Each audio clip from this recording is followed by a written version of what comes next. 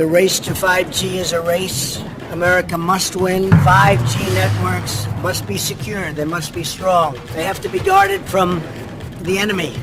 We do have enemies out there, and there will be. الجميع متفقون أنها المستقبل الذي يجب أن يصل إليه الجميع، وأن المتحكمين بها سيعرفون عن الآخرين كل شيء وبكبسة زر. صرفت عليها الصين مئات مليارات الدولارات حتى أصبحت رائدة الصناعة فيها، واستيقظ الغرب متأخرا على مارد صيني يبل من عالم الإنترنت. يسارع ترامب لإعلان الحرب على هواوي، ثم وسط كل مصائب كورونا يتشكل تحالف غربي من 30 شركة حول العالم لخوض السباق أو المعركة إن صح التعبير، كلهم في مواجهة شركتين صينيتين فقط. هي خطر على مستهلكها المغمضة عيناه، ونعمة لمنتجها الذي سيرى كل شيء، من مكونات آخر قطعة بيتزا اشتريتها إلى حركة آخر بارجة حربية في أعالي البحار. فالأقوى في العالم على طول خط التاريخ هو من يمتلك معلومات أكثر، والأقوى في عصرنا هو جامع البيانات الأكبر والممسك بعصب البيج داتا. 5G، هكذا يدور الصراع العالمي على الجيل الخامس من الإنترنت.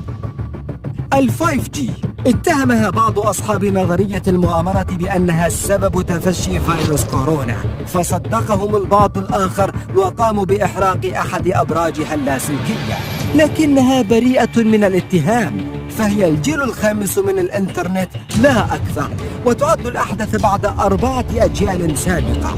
1G، ونشير إليه بأيام الهاتف المحمول القادر على إجراء اتصال فقط. 2G، ونشير إليه بأيام الهاتف المحمول القادر على إرسال رسائل نصية ثم رسائل مصورة MMS. 3G، وهذا الجيل نعرفه جميعا ونشير إليه بالهاتف المحمول القادر على تصفح الإنترنت وإرسال الصور والبيانات واستخدام تطبيقات المحادثة. 4G، ثم LTE، ثم LTE+، وهي أيام العز التي نعيشها اليوم.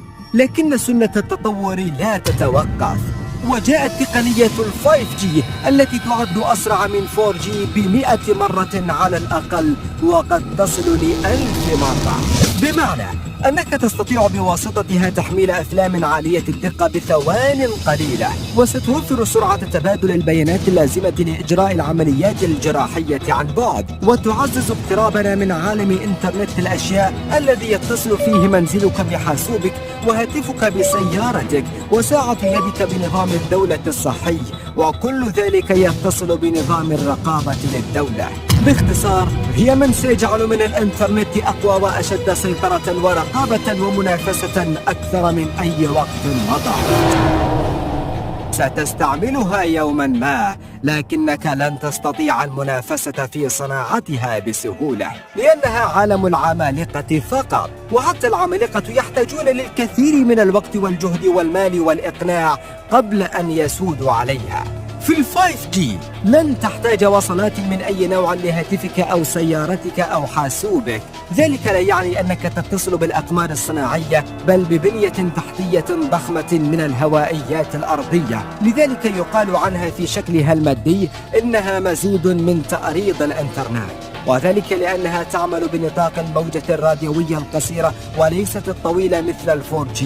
والموجة القصيرة بها مشكلتان، الأولى أنها تغطي مسافات قصيرة تصل ل 300 متر، والثانية أن أي حاجز طبيعي أو من صنع البشر يمكن له أن يقطعها بسهولة، حتى الأمطار تستطيع امتصاصها. وحل هذه المشكلة يكون بإنشاء مزيد من الهوائيات أو الموزعات اللاسلكية، وأن تكون هذه الموزعات أصغر حجما وأكثر قربا من بعضها بعضا وأعلى قدرة على نقل البيانات.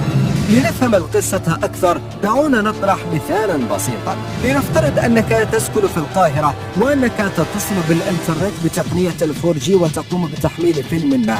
حاسوبك يتبادل البيانات مع أقرب موزع لاسلكي بنطاق موجة لاسلكية طويلة، والموزع اللاسلكي يتبادل المعلومات مع الكلاود أو السحابة التي رفع عليها الفيلم عبر موزعات أخرى. الآن سرعة وصول الإشارة بينك وبين الموزع وبين الموزعات فيما بينها تسمى كمون، وكلما انخفض هذا الكمون كان تحميل الفيلم أسرع. ماذا لو أردنا رفع السرعة 100 مرة على الأقل كما في 5G؟ الإجابة عبر خفض الكمون. وخفض الكمون هذا يتطلب ليس فقط زيادة الهوائيات بشكل أكبر بكثير مما نعرفه اليوم، بل رفع قدراتها أيضا. فالسيارة ذاتية القيادة الخاصة بك يجب أن تتصل بسيارات الآخرين، وكل هذا موصول بهاتفك وحاسوبك وشبكة الطرق وإشارات المرور والأرصاد الجوية والبلديات وغيرها. بمعنى أننا أمام حقيقة تتمثل في زيادة كبيرة بعدد الأجهزة المتصلة بالإنترنت، وأمام تحدي الإبقاء على سلاسة مذهلة في تبادل البيانات وتفسيرها وتوجيه استجابة بشأنها، وكل هذا بسرعة أقل من 1 ملم في الثانية. الآن فإن ما نحن بحاجة إليه، فهل نحن قادرون على القيام به؟ وهنا يكمن السؤال الكبير: من يستطيع صناعة البنية التحتية اللازمة للتقنية الجديدة؟ الجميع يريد الدخول في المنافسة على مد شبكاتها، غير أن ذلك صعب ولا يمكن حتى لغالبية الدول القيام به، فهو يحتاج لاقتصادات ضخمة لشركات ضخمة. لذلك تشتعل تنافسية محمومة بين الشركات الكبرى لدخول السباق وإقناع الدول المتخوفة على أمنها الرقمي، تنافسية تصل حد إعلان دخول حرب السيطرة الرقمية من قبل ترامب في مواجهة شركة هواوي الصينية علنا. Huawei is something that's very dangerous. ويعد قومه بالانتصار في هذا السباق، والمتسابقون على تقنية 5G بدأوا السباق. لك أن تعرف بداية أن اقتصاد إنترنت الأشياء Internet of Things الذي تقدر قيمته التجارية ب$12 تريليون مرتبط ارتباطا وثيقا بشبكة 5G، وهذا الرقم المهول يدفع حوالي 50 شركة حول العالم للمنافسة عليه. المواجهة بين محور الصين ومحور الغرب على من يملك المستقبل. في الواجهة تجد أسماء شركات، أما في الباطن فأنت أمام الصين وأمريكا وكوريا الجنوبية وأوروبا وغيرها. ما يميز الصين عن غيرها أنها سبقتهم بمراحل، فقد صرفت مئات مليارات الدولارات للصدارة. يقول البعض إنها لا تريد أرباحا فحسب بقدر ما تريد مزيدا من السيطرة على البيانات. وأي بيانات؟ بيانات العالم بأسره. فأنت عندما تستخدم 5G تدخل في عالم إنترنت متشابك تماما، أكثر بكثير من الماضي. باختصار، كل المعلومات تنتقل عبرها وإلى كل مكان، وبفضل التقدم الذي تحرزه والوصول لأكبر عدد من البلدان تكون قد وضعت اللبنات الأولى للسيطرة على المستقبل.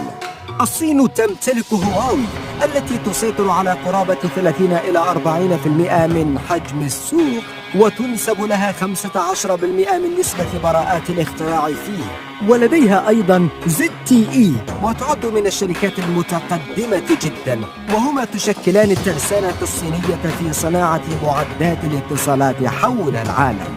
في الطرف الآخر تجد إريكسون السويدية ونوكيا الفنلندية وسامسونج الكورية الجنوبية، وأخيرا تحالفا عالميا من 30 شركة تشكل في مايو آيار 2020 لمجابهة التفوق الصيني، وسنعود لهذا التحالف بعد فاصل قصير.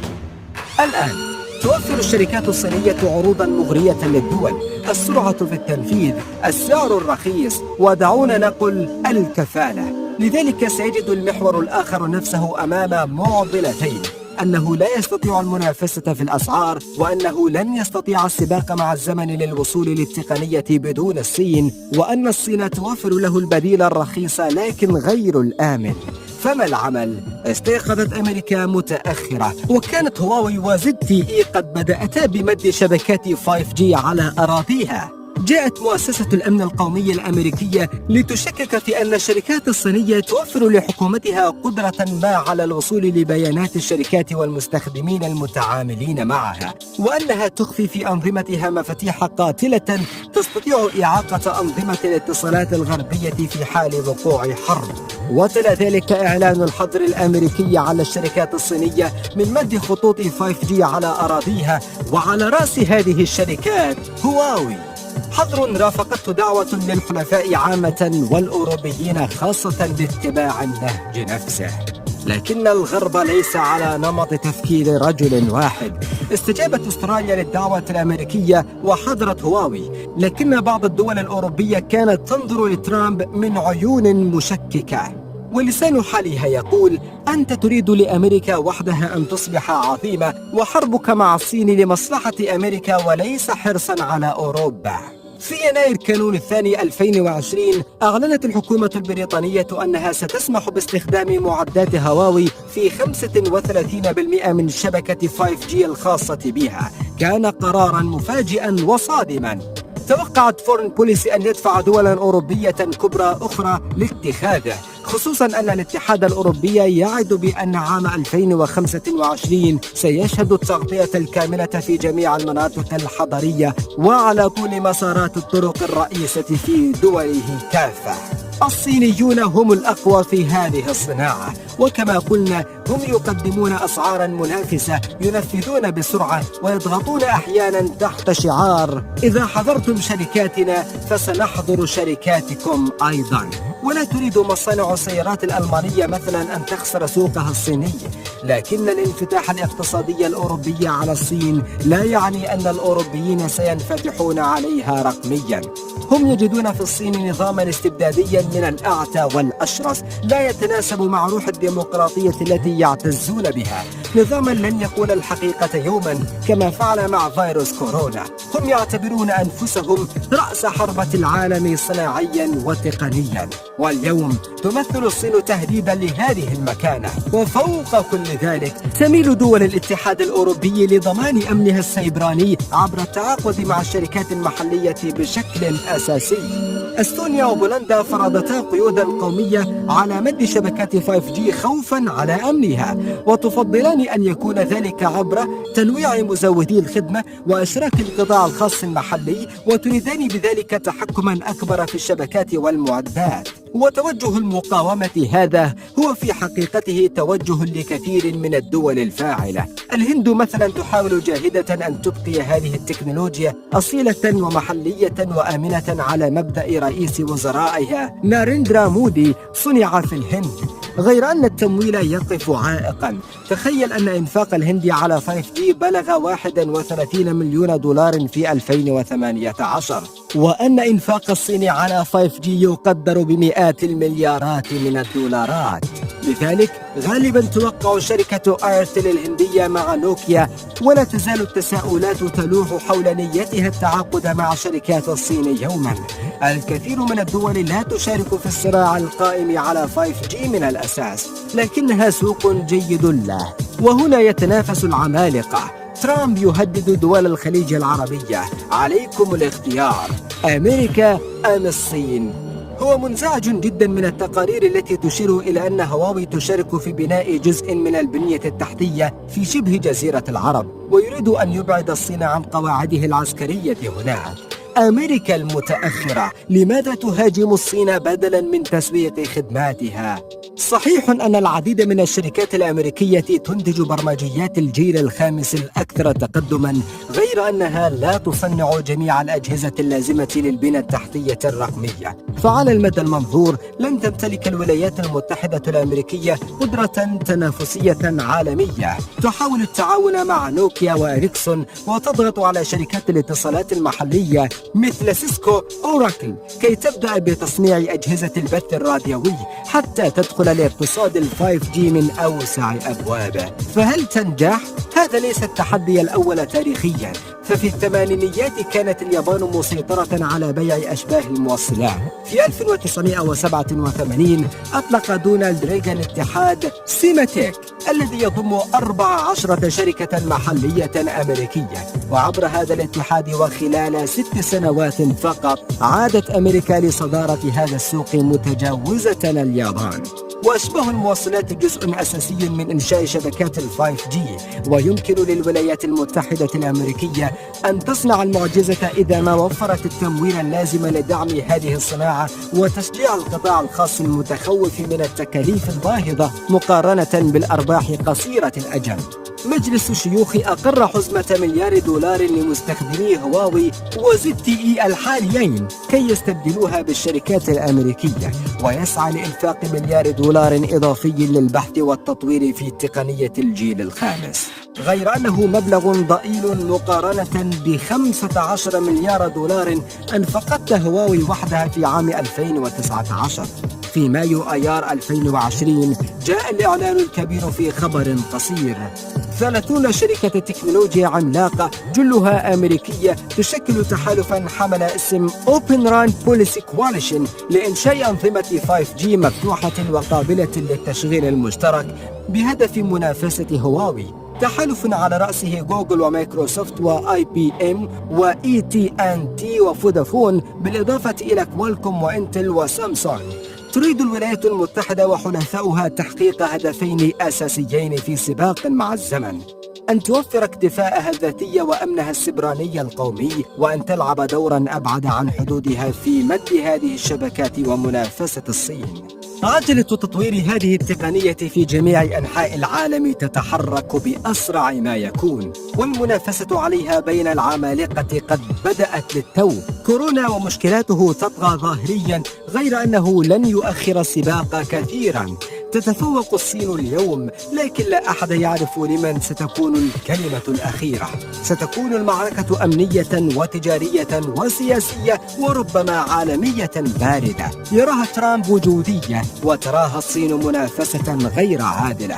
لن يكون بالإمكان إيقاف الصين، وخصوصا في الدول الناشئة غير الديمقراطية. ستكون أمريكا محظورة بالمطلق على الصين. ستفكر الدول العربية كثيرا قبل أن تتجاوز الإرادة الأمريكية، حتى لو جاء ذلك على حساب مزيد من المال ومزيد من الانتظار. أوروبا لن تبدي العداء للصين، لن تحظر شركاتها علنا، لكنها ستذهب للسباق مع الولايات المتحدة برغم كل الخلافات مع ترامب. تمتلك الصين أدوات ضغطها التجارية على الأوروبيين صحيح، لكنها ليست بحجم الأدوات الأمريكية. تشتعل الحرب مجددا، باردة غالبا. غزو الفضاء كما في أيام الاتحاد السوفيتي؟ لا، بل حرب البيانات.